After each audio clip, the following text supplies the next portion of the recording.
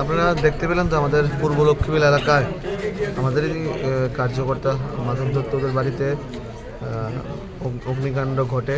তো মোটামুটি ভালোই ক্ষয়ক্ষতি হয়েছে। ওনাদের রাবারের একটা ঘরও আছে, এই ঘরে অগ্নিকাণ্ড ঘটে। এখন তো ইনিশিয়াল বলা যাচ্ছে না, ভালোই ক্ষয়ক্ষতি হয়েছে।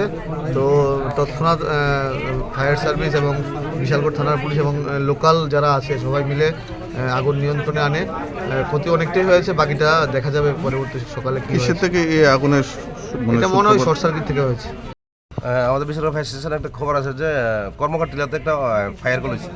তো আমরা খবর পেয়ে সঙ্গে সঙ্গে এখানে আসার পরে দেখলাম যে মাধব দত্ত ওনার বাড়িতে একটা রাবার আছিল ঘরের মধ্যে, ওই ঘরে আগুন জ্বলছে এবং আমরা এসে সঙ্গে সঙ্গে কাজ আরম্ভ করছি, কাজ করে আগুন আয়ত্তে আনছি। কয়টা ঘর পুরা গেছে?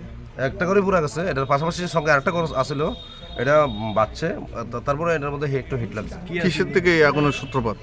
এটা তারা যে কইছে যে এখান থেকে ইলেকট্রিক শর্ট সার্কিট থেকে নাকি আগুনটা হচ্ছে। মানে কি পুরা গেছে কি?